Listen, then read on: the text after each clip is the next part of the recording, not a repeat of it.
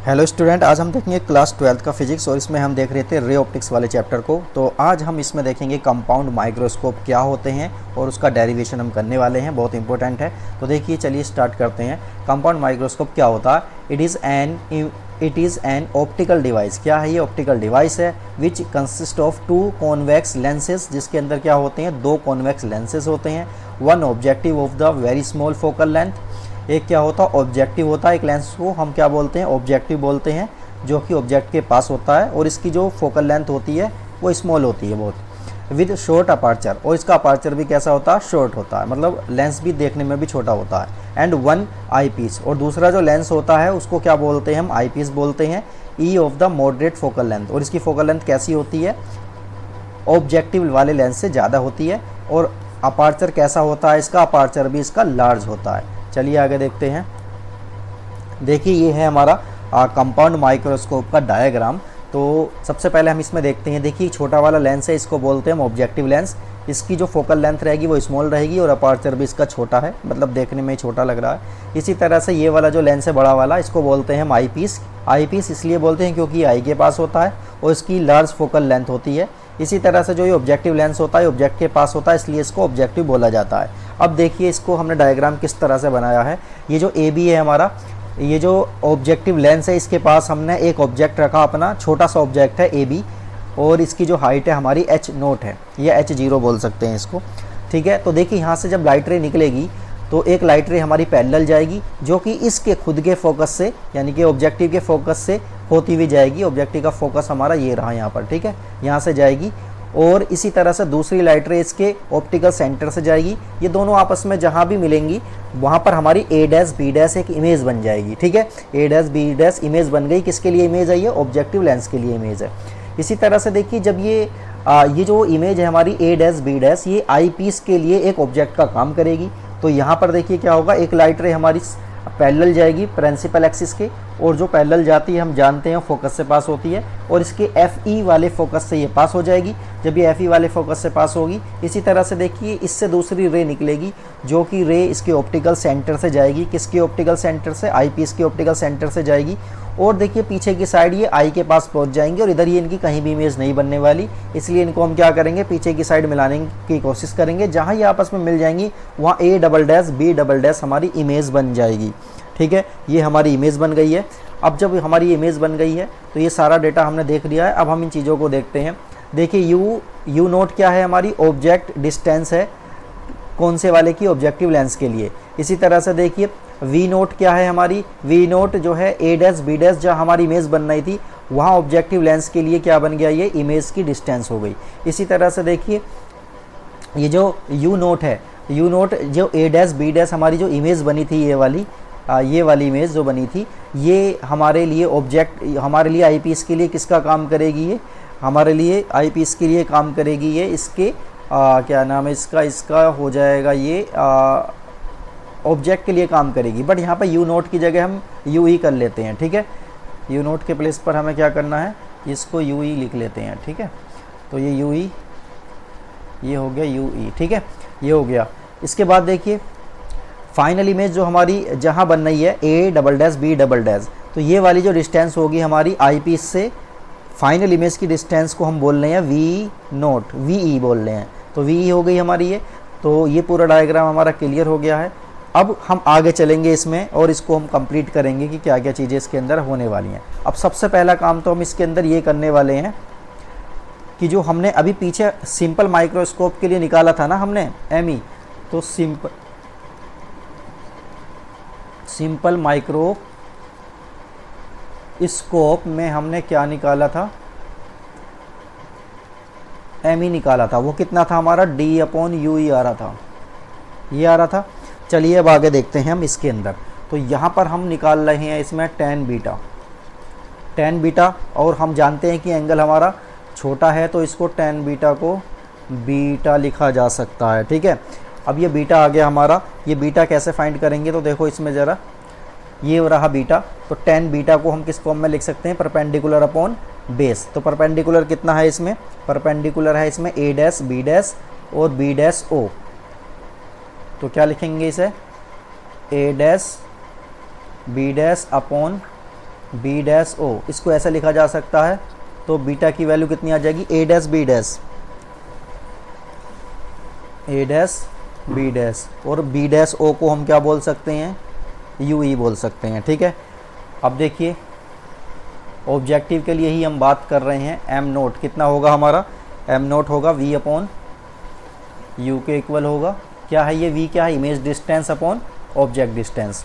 और इसको हम क्या लिख सकते हैं, वी नोट ऑब्जेक्ट के लिए, और माइनस का यू नोट किसके लिए हो जाएगा, ये ऑब्जेक्ट के लिए ही हो रहा है। ठीक है, तो फाइनली देखो इसको हम क्या बोल सकते हैं, माइनस का A dash B dash upon A B.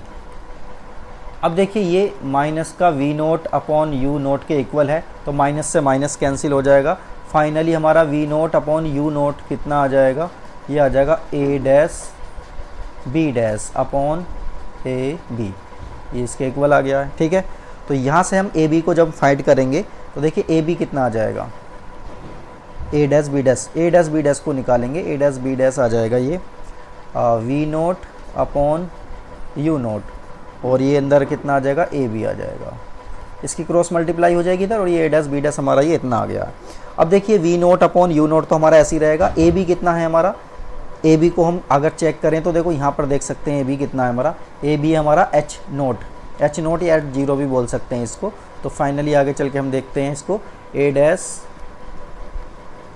B dash कितना आ गया, v naught upon you naught into H naught, ये आ गया, और इसको यहाँ मल्टीप्लाई का साइन लगा देते हैं, ये आ गया। अब यहाँ पर देखिए टेन बीटा, अब टेन बीटा निकालेंगे जो कि हम अभी देख रहे थे। टेन बीटा कितना है अप्रोक्स में, बीटा के इक्वल है, और ये वैल्यू थी हमारी A dash B dash upon U E, यही आ रहा था। तो यहाँ पर बीटा कितना आ जाएगा, ए डैश बी डैश की वैल्यू हम यहाँ पर पुट कर देंगे। तो ए डैश बी डैश की वैल्यू है हमारी वी नोट, और यू ई तो ऐसे ही रहेगा जो ऐसे ही है, into H naught upon you naught. ठीक है, ये आ गया। और हम जानते हैं एम का फॉर्मूला क्या होता है, मैग्नीफिकेशन का बीटा अपॉन अल्फ़ा होता है। यहाँ पर ये वैल्यूज़ हम पुट करने वाले हैं, तो we naught upon U E into H naught upon U O, और अपॉन में अल्फ़ा हमने देखा ही था, क्या था ये, अल्फ़ा था एच नोट अपॉन डी। इसको थोड़ा सा इधर देखते हैं। अब देखिए एच नोट से तो एच नोट कैंसिल हो रहा है, तो एम की वैल्यू कितनी आ जाएगी, एम की वैल्यू आ जाएगी v naught upon you naught. ठीक है, ये लिख दिया हमने, इसको एक उसमें कर लेते हैं, और ये वाला डी जो है ना सबसे ऊपर पहुंच जाएगा, तो ये हो जाएगा डी अपॉन यू ई।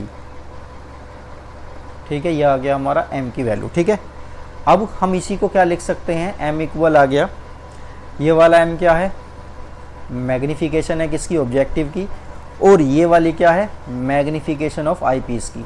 तो इस तरह से ये हमारा क्लियर हो गया यहाँ तक। अब इसमें हम केसेस लेंगे, फर्स्ट केस सेकंड केस, दोनों केसेस में हम देखेंगे क्या क्या होने वाला है। देखिए फर्स्ट केस में हम लेंगे केस फर्स्ट, इसमें क्या है, मैक्सिमम मैग्नीफिकेशन,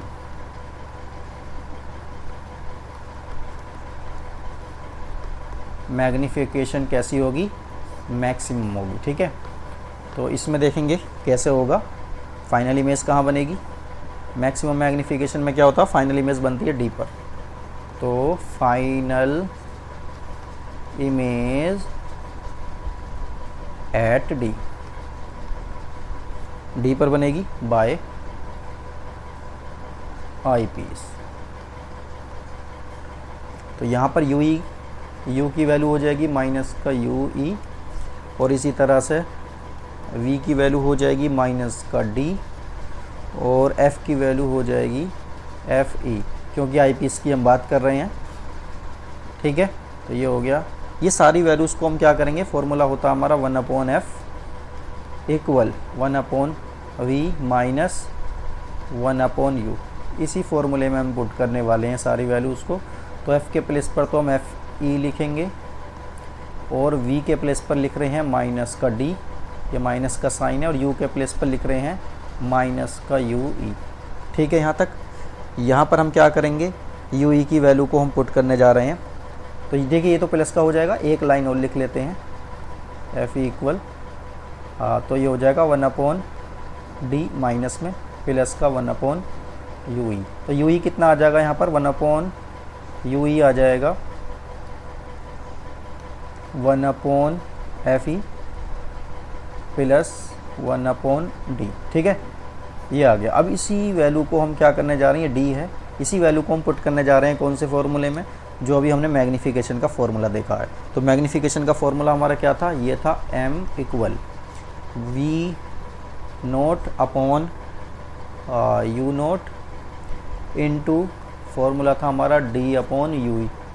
अब ये वाला जो यू ई है, इसी के प्लेस पर हम पुट करने जा रहे हैं वो जो वैल्यू हमने अभी निकाली थी। तो यहाँ पर d लिख देते हैं, और ये अंदर वैल्यू कितनी आएगी, 1/f ई प्लस 1/d, ये वैल्यू रख दी। अब इस d के अंदर मल्टीप्लाई कर देंगे, तो we naught upon you naught into d की जब अंदर मल्टीप्लाई करेंगे तो ये कुछ इस तरह से आ जाएगा, d/d। ठीक है, इसको यहाँ पर कर लेते हैं, तो m कितना आ गया, v naught upon you naught, और अंदर कितना आ जाएगा, इसको 1 लिख देते हैं, 1 प्लस d/f ई। ये आ गया फाइनल के लिए। ठीक है, ये फर्स्ट केस के लिए फाइनल आंसर आ गया है, इसका डेरिवेशन फाइनल वाला हो गया। ठीक है, अब हम सेकंड केस लेंगे। तो सेकंड केस में देखिए क्या होगा, केस सेकंड। केस सेकंड में क्या करेंगे, नॉर्मल एडजस्टमेंट।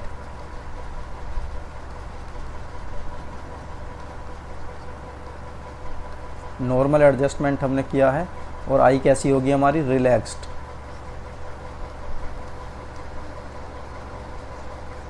आई रहेगी हमारी कैसी, रिलैक्स्ड। ठीक है, तो इस केस में देखिए क्या होगा, फाइनल इमेज कहाँ बननी चाहिए, नॉर्मल आई के लिए, मतलब रिलैक्स्ड आई के लिए इन्फिनिटी पर बननी चाहिए। तो फाइनल इमेज कहाँ बनेगी, at infinity by eyepiece. ठीक है, यहाँ तक क्लियर हो गया। तो u के प्लेस पर तो हम क्या लिखेंगे, माइनस का u ई लिखेंगे, और v के प्लेस पर क्या लिख रहे हैं, हम इन्फिनिटी लिख रहे हैं, और f के प्लेस पर क्या लिखेंगे, f ई लिखेंगे। ये सारी वैल्यूज़ को हम कहाँ पुट करेंगे, लेंस वाले फॉर्मूले में। ठीक है, तो लेंस का फॉर्मूला ये रहा हमारा, 1/f ई, v के प्लेस पर 1/इन्फिनिटी, और u के प्लेस पर माइनस का u ई। तो देखिए ये तो जीरो ही हो जाएगा, और ये प्लस का हो जाएगा, तो 1/u ई, 1/u ई के प्लेस पर हम लिख सकते हैं 1/f ई। ठीक है, अब इसी को हम उस वाले फॉर्मूले में हम पुट कर देंगे, तो ये हमारा आ जाएगा। ठीक है, तो फॉर्मूला क्या था हमारा, m इक्वल था v naught upon you naught into d/u e, ये फॉर्मूला था हमारा। ठीक है, बस इस u ई के प्लेस पर हम ये सब पुट कर देंगे, तो ये हो जाएगा v naught upon you naught into d/f e. ये आ गया हमारा दूसरा वाला। ठीक है, तो दोनों ही एडजस्टमेंट हमारे आ गए हैं।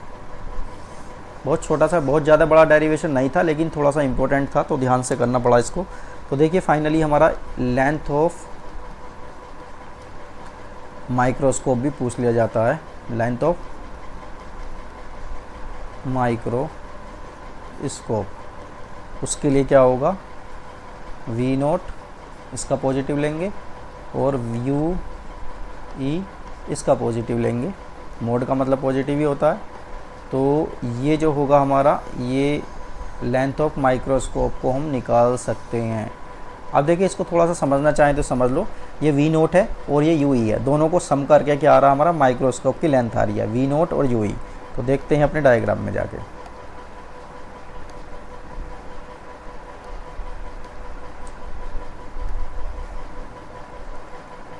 ये डायग्राम है हमारा, ये रहा।